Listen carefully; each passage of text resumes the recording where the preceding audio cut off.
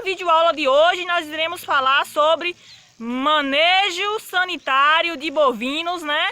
Principalmente como montar um calendário de vacinação. Ao definirmos, né, um manejo sanitário dos animais, de um rebanho, né, nós devemos conhecer o ato de vacinar, né? Às vezes o agricultor acha que é simples, que é fácil de fazer e acaba perdendo até a eficiência das vacinas, né? Isso requer alguns cuidados, né? Nós devemos planejar o calendário de vacinação observando as manifestações de doença na propriedade, né, que já aconteceram ou que estiverem acontecendo, relatos de casos na região, né, e também garantir aí as vacinações obrigatórias pelos órgãos oficiais de vigilância sanitária, né? Devemos observar, né, ficar atento aos protocolos recomendados para cada categoria animal, né, tanto no corte como no leite, né, observarmos também quais problemas já surgiram ou surgem, né, para cada época do ano e em qual categoria animal essas doenças acontecem. Entendemos que quando o agricultor ele segue um calendário de vacinação, parte dos problemas já estão parcialmente resolvidos, né? Porque ele vai estar realizando a prevenção. As fazendas elas têm muita demanda, né? Tem muita emergência, tem muita atividade no campo para fazer. O agricultor às vezes esquece de fazer as vacinações, né, na época certa, no momento adequado. Por isso que é importante a gente fazer o calendário de vacinação visual, um calendário numa folha de ofício, escrito, né, numa cartolina, numa agenda, em algo que o agricultor faça o acompanhamento, né, com precisão dessas atividades. Ele precisa planejar, né, essas atividades e executar, né? Aí a gente precisa observar algumas informações do ponto de vista operacional, né? Elas são decisivas na hora que a gente for fazer a vacinação de um rebanho, né? Na hora da gente montar o calendário. É preciso escolher as datas, anotar essas datas, né? E escrever também lá o que vai ser feito do ponto de vista sanitário. Nós precisamos observar e considerar os protocolos de reprodução, né? Como a época em que essas vacas começam a mojar, a época, o período do nascimento dos bezerros, né? Tudo isso a gente precisa considerar na hora que a gente for montar o nosso calendário de vacinação. Além do ponto de vista operacional, a gente precisa considerar, né, o ponto de vista epidemiológico. Nós temos duas muletas no ano, que são as duas vacinações obrigatórias, né, contra a febre aftosa. Em maio a gente realiza a vacinação de todo o rebanho e em novembro a gente está realizando aqui na Bahia apenas a vacinação para os animais em fase de crescimento, os animais até 2 anos de idade. Então o que acontece? Os criadores, eles aproveitam que vai juntar os animais, que vai prender esses animais, que vai preparar equipamento, que vai preparar, né, que vai juntar pessoal para realizar essa vacinação. Aproveita que vai vacinar essas 2 doses no ano e vacina faz outros procedimentos. Realiza outras vacinações, como vermifugações, né? Aplicação de outras vacinas e tal. Só que às vezes isso não compete com a necessidade daquele rebanho. Então a gente precisa montar realmente esse calendário. Principalmente nas propriedades de leite, né? Porque esse calendário ele tem que ser dinâmico. Por que dinâmico? Porque nós temos vacas secas, vacas prenhas, vacas em fase de lactação, principalmente em pico e final de lactação. Nós temos novilha, nós temos bezerro, bezerra. Às vezes a propriedade não faz inseminação artificial, tem touro também.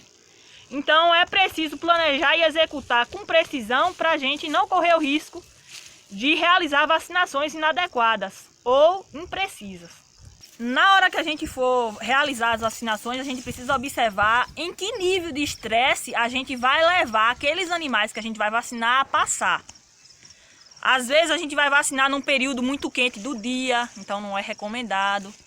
Ou num período, né, de muita chuva, tem muita lama no curral, né, tá muito molhado, né? Então a gente precisa avaliar que nível de estresse. Quanto menos estresse a gente passar aqueles animais no momento da vacinação, melhor.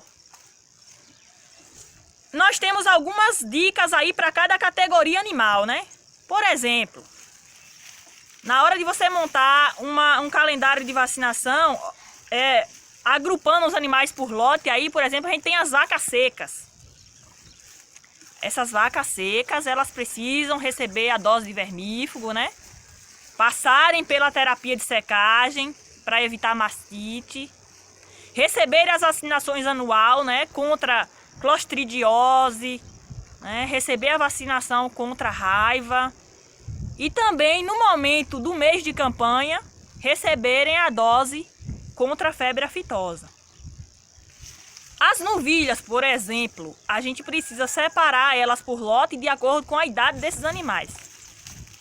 Também deverão ser vermifugadas, receberem as mesmas dosagens das vacas secas, né? A dose contra a clostridiose, a dose contra a raiva e a dose contra a febre aftosa nos momentos de campanha. Nós temos aí as bezerras, né?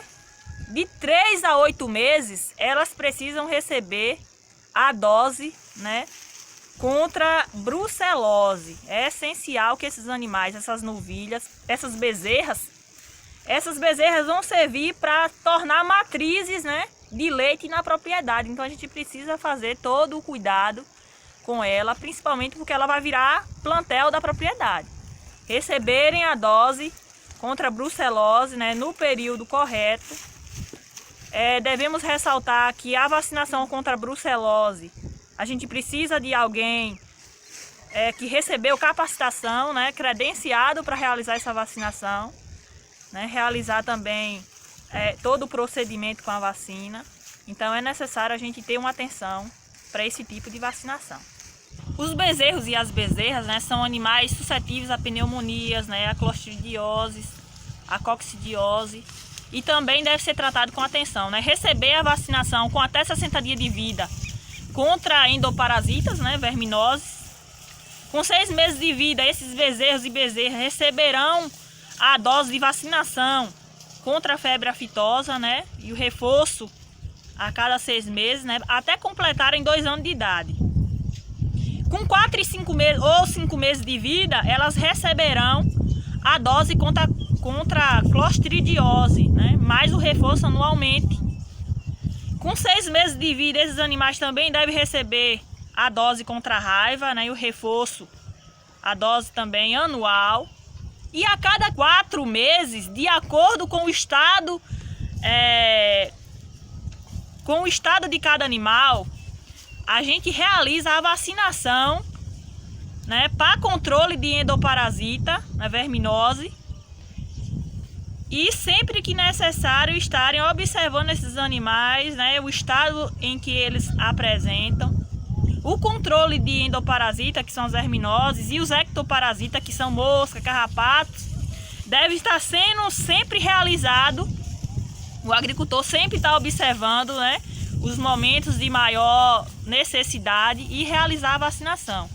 Nós recomendamos a dose de vermífuga, dependendo do estado do animal. Se o animal apresentar os sintomas de verminose, que o agricultor realize a vacinação a cada 4 meses. Se estiverem usando piquete, realize rotação de piquete, né? Avaliar também a quantidade de animais por lote diária, para a gente controlar a incidência de verminose nesses animais. As vacas prenhas, a gente sempre tá anotando, né, o dia em que essa vaca foi coberta pelo reprodutor, foi inseminada, para a gente evitar que a gente aplique vermífugo, né, no final da gestação. Então, nos 30 últimos dias do período de gestação, esse animal ele não deve receber vermífugo. Nós temos aí 2 vias, né, para aplicação de vacina. Nós temos a via subcutânea, né, como os agricultores falam, entre a pele e a carne. O ideal é que a gente aplique aí na tábua do pescoço. A gente, né, faz um processo, né, de puxar um pouco a pele para desprender essa pele do músculo, né? Para evitar que a gente perda a medicação, a gente precisa realizar ela com eficiência. Então entre a pele e a carne, a via subcutânea. E nós temos também a via intramuscular, como o próprio nome diz, é no músculo, né? O ideal é que a gente vacine no músculo do pescoço, porém, quase nenhum agricultor vacina nesse local. Sempre prefere a garupa, né? Porém, a gente tem que afastar um pouco aí da espinha do animal, né? Evitar locais de músculo raso, né? Então, sempre as vacinações serem realizadas no músculo profundo. Devemos usar agulhas adequadas, tanto para a via subcutânea como para a via intramuscular. E de acordo com o tipo de vacina, usar as agulhas com os calibres adequados, né? Mais grossas, mais finas, de acordo com o tipo, né, de vacinação. As vacinas oleosas, principalmente a de aftosa, elas têm facilidade, né, para criar abscessos, né, que são aqueles caroços, às vezes fica aquele caroço na tábua do pescoço dos animais. Então, toda vacinação oleosa tem essa facilidade de gerar aquele abscesso. Então, sempre que possível, por isso que a gente tem a necessidade de ter um cuidado ainda maior, porque a própria vacina, ela já é oleosa, né? Já tem essa facilidade de gerar aquele abscesso. E às vezes, no momento do procedimento, da realização da vacinação, ainda há a contaminação, né, por bactérias. E acaba inflamando, gerando um abscesso ainda maior. Então, o que é preciso fazer? A gente esterilizar a agulha sempre que necessário. Quando não é possível a gente esterilizar entre uma vacinação e outra, a gente agrupar lotes de cabeça, né, de animais, até 10 animais, e realizar aí a limpeza da agulha, para que a gente tenha menos abscessos. Se a gente realizar os procedimentos, né, de forma correta, a gente evita gasto, a gente evita gasto com medicação para tratamento, né, doenças virais infecciosas. No momento de tratamento de casos específicos, como algum procedimento de tratamento de alguma doença que acontece, a gente precisa agir com higiene, com atenção, né? Não deixar os casos avançarem demais para a gente realizar o tratamento. Proceder sempre o mais rápido possível. Em caso de ferimento, infecções, né? Esse agricultor nunca deixar para realizar esse tratamento de forma tardia, porque quanto mais tempo passar, mais a infecção vai generalizar, mais difícil vai ser o tratamento e também pode levar esses animais à morte. Não devemos esquecer que o Brasil, ele é o 4º maior produtor de leite do mundo, né? Chega a uma produção de até 35 bilhões de litros. E nós precisamos garantir a qualidade do produto. Então, para os animais de leite, os animais na fase de lactação, é necessário que a gente apenas realize as vacinações obrigatórias, né, necessárias. Em caso esporádico de algum tratamento, a gente precisa ter cuidado. Por que a gente precisa ter cuidado? Porque a gente precisa esclarecer que os resíduos de antibiótico no leite podem ocorrer não só pelo tratamento de intramamário de mastite, mas também pelo uso de antibiótico injetável, né? Às vezes por infusão uterina ou até mesmo por via oral. Os antibióticos, eles são absorvidos pela corrente sanguínea e são eliminados pelo leite, né? Pela urina do animal, pelas fezes. Então a gente precisa ter esse cuidado, né?